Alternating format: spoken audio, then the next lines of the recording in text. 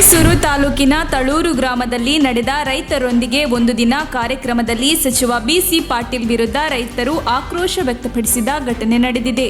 ನಾನೊಬ್ಬ ಪ್ರಗತಿಪರ ರೈತ, ನನಗೆ ಸರ್ಕಾರ ಯಾವುದೇ ಸೌಲಭ್ಯ ನೀಡಿಲ್ಲ, ಕರೆ ಮಾಡಿದರೆ ಸ್ವೀಕರಿಸುತ್ತಿಲ್ಲ, ನಿಜವಾದ ರೈತರಿಗೆ ಏನು ಸಿಗುತ್ತಿಲ್ಲ ಎಂದು ಸಚಿವರ ಮಾತಿನ ನಡುವೆಯೇ ಎದ್ದು ನಿಂತು ಆಕ್ರೋಶ ವ್ಯಕ್ತಪಡಿಸಿದರು. ಇದಕ್ಕೆ ಪ್ರತಿಕ್ರಿಯಿಸಿದ ಬಿಸಿ ಪಾಟೀಲ್, ಎಲ್ಲರ ಕರೆ ಸ್ವೀಕರಿಸಲು ಸಾಧ್ಯವಾಗುವುದಿಲ್ಲ, ನಿಮ್ಮ ದೂರನ್ನು ಆಲಿಸುತ್ತೇನೆ ಎಂದು ಭರವಸೆ ನೀಡಿದರು.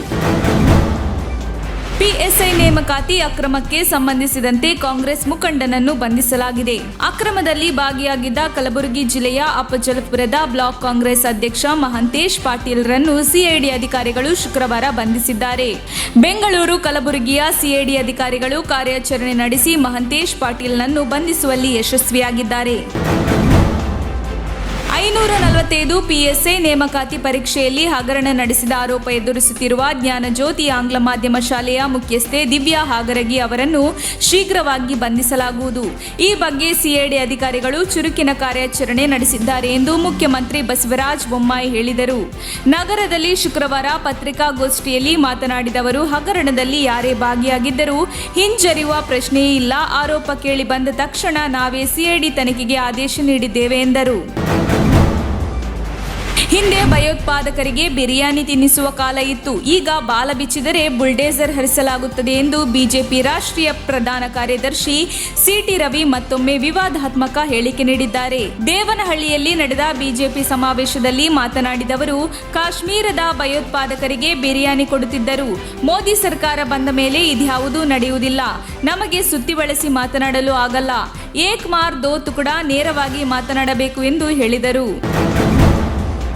ಕಾಲೇಜುಗಳಲ್ಲಿ ಮಾತ್ರವಲ್ಲ, ಮುಂದಿನ ದಿನಗಳಲ್ಲಿ ಸಾರ್ವಜನಿಕ ಸ್ಥಳದಲ್ಲಿಯೂ ಹಿಜಾಬ್ ಅನ್ನು ನಿಷೇಧ ಮಾಡಲಾಗುತ್ತದೆ ಎಂದು ಬಿಜೆಪಿ ಹಿಂದುಳಿದ ವರ್ಗಗಳ ಮೋರ್ಚಾದ ರಾಷ್ಟ್ರೀಯ ಪ್ರಧಾನ ಕಾರ್ಯದರ್ಶಿ ಯಶ್ಪಾಲ್ ಸುವರ್ಣ ಹೇಳಿಕೆ ನೀಡಿದ್ದಾರೆ. ಈ ಬಗ್ಗೆ ಮಾಧ್ಯಮಕ್ಕೆ ಪ್ರತಿಕ್ರಿಯೆ ನೀಡಿದ ಬಿಜೆಪಿ ಮುಖಂಡ ಯಶ್ಪಾಲ್ ಸುವರ್ಣ, ಮುಂದಿನ ದಿನಗಳಲ್ಲಿ ಹಿಜಾಬ್ ಅನ್ನು ಶಾಲೆಗಳಲ್ಲಿ ಮಾತ್ರವಲ್ಲ, ಎಲ್ಲ ಸಾರ್ವಜನಿಕ ಪ್ರದೇಶಗಳಲ್ಲಿಯೂ ನಿಷೇಧ ಮಾಡುವ ಎಲ್ಲಾ ಸಾಧ್ಯತೆಗಳು ಇದೆ ಎಂದು ತಿಳಿಸಿದ್ದಾರೆ.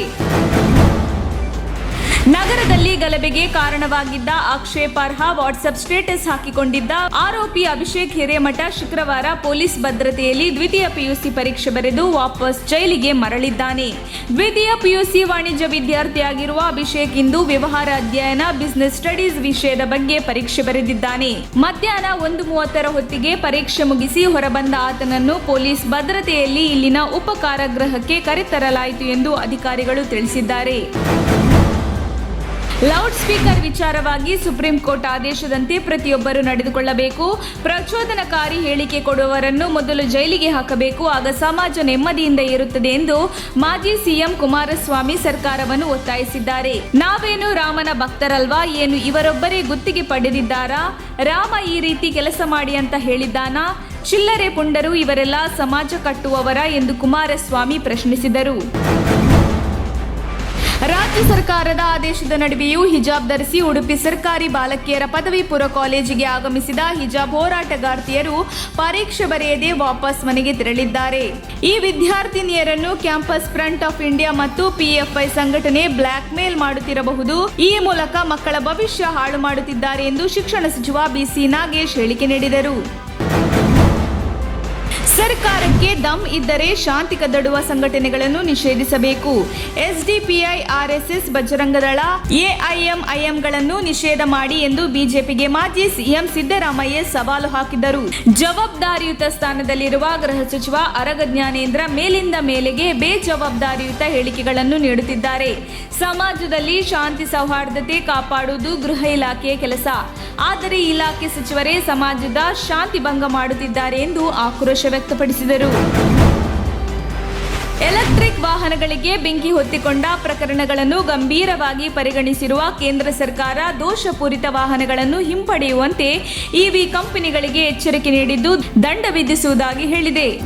ಈ ಕುರಿತಂತೆ ಕೇಂದ್ರ ರಸ್ತೆ ಸಾರಿಗೆ ಸಚಿವ ನಿತಿನ್ ಗಡ್ಕರಿ ಅವರು ಮಾಹಿತಿ ನೀಡಿದ್ದು, ಸುರಕ್ಷತಾ ಮಾನದಂಡಗಳನ್ನು ಅಳವಡಿಸಿಕೊಳ್ಳಲು ನಿರ್ಲಕ್ಷ್ಯ ತೋರಿದರೆ ಎಲೆಕ್ಟ್ರಿಕ್ ವಾಹನ ತಯಾರಕರ ವಿರುದ್ಧ ಸರ್ಕಾರ ಕ್ರಮ ಕೈಗೊಳ್ಳಲಿದೆ ಎಂದು ಗುರುವಾರ ಎಚ್ಚರಿಸಿದ್ದಾರೆ.